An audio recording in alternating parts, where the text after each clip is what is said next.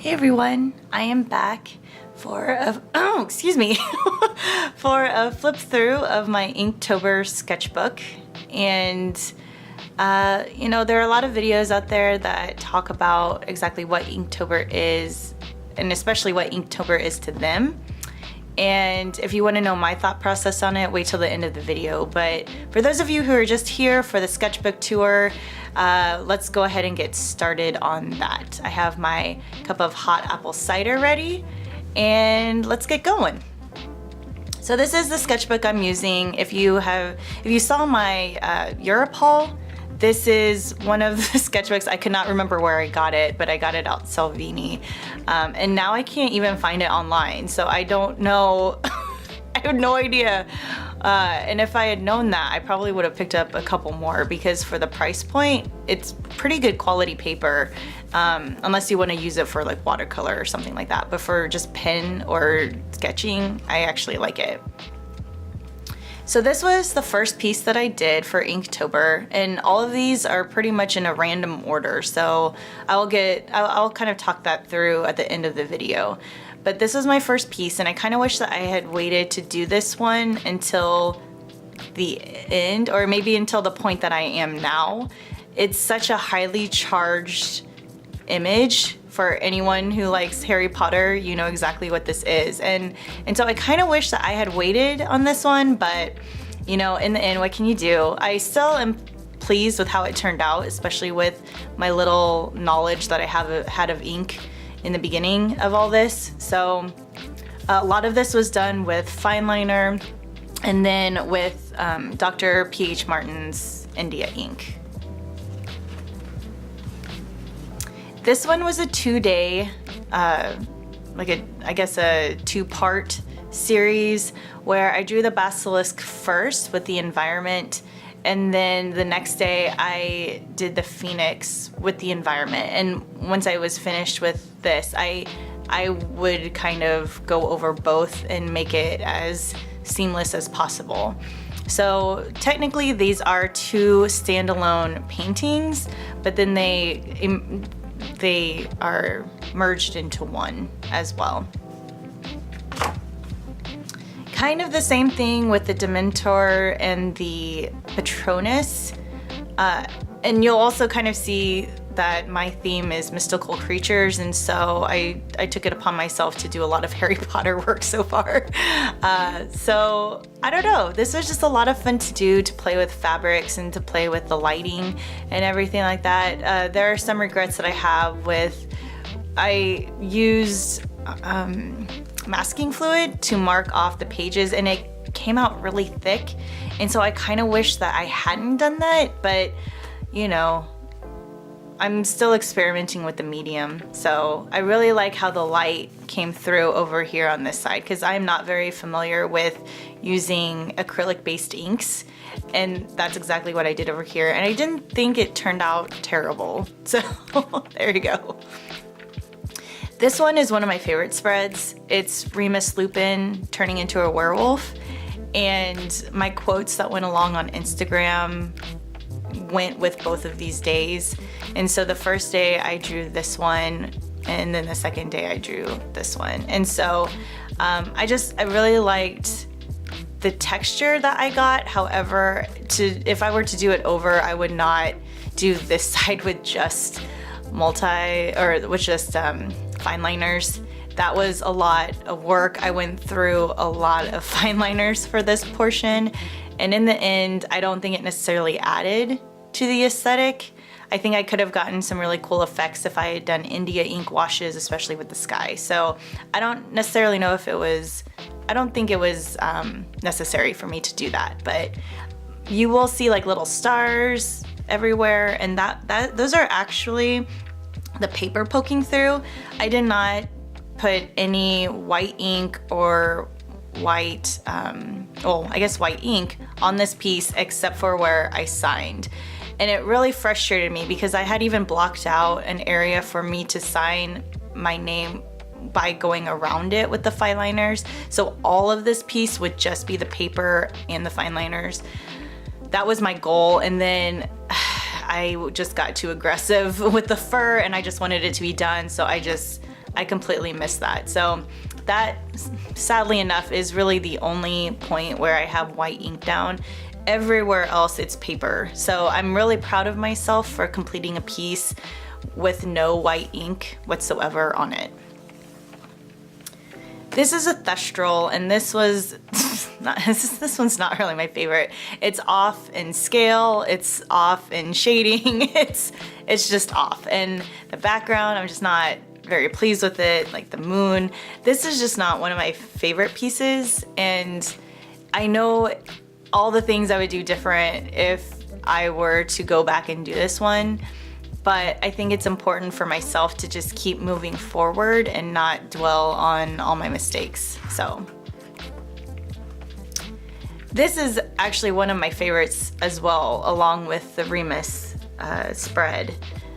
This is Aragog, another Harry Potter reference, as they all have been so far. And I am terrified of spiders, so the thought of doing this one freaked me out. But I concentrated on more of the layout, more of the fur texture that he seems to have very prominent all over his body, and I focused on that. And I was very proud of myself with the end result, but I also scared myself as well. This is one of the days I was traveling, and I really don't have anything in mind, or at least I didn't have anything in mind when I first drew this. I kind of wish I had stepped back and thought about a layout where I could have had more of the Quidditch field with maybe people flying on broomsticks, and broomsticks could have been the mystical creatures, but in the end they're not creatures. And so I stumped myself. I've backed myself into a corner with this spread. So I might move forward with that idea of making this a Quidditch field with people like, you know, with perspective, trying to reach for the snitch. But this one has stumped me just a little bit. So this is something I'm either going to revisit or scrap altogether and just like tape it down. These are two that I just did recently. This was my 16th post, and this is my 17th post. So this is the post that is up today.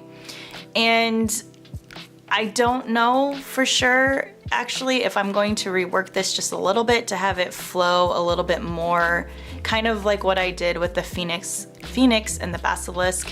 I'm not exactly sure if I want to make it more of still Helena's face or not. I'm not sure. I really like different aspects of this, but I don't like the overall aesthetic. I like the torn parchment and like kind of the stains that I did here, and I like this portion of her face.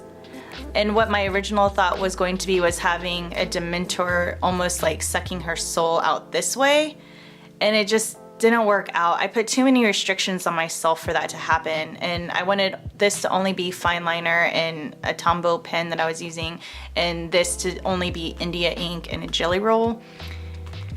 And it didn't really work out the way I thought. So I think I put too many restrictions on myself for one spread for two different halves to try to make it one cohesive piece. So I'm a little regretful about this so far, but there's still time for me to maybe rework some of these areas. I have plans for this later. So either come back for my finished tour of all my pieces, or check me out on Instagram if you want to see what this turns into. And then this is when we get into the Fantastic Beasts, like not even layout, but the concepts that I wanted to do. Instead of drawing cohesive pieces for this, I really just wanted to focus on the creatures themselves. And so far, I haven't written any details or anything like that on about the characters on the paper, but I thought it would be a cool addition to do, as I've kind of like notated and flagged them up here about their names. And so that would be cool to have just like bullet points or facts about each of the creatures.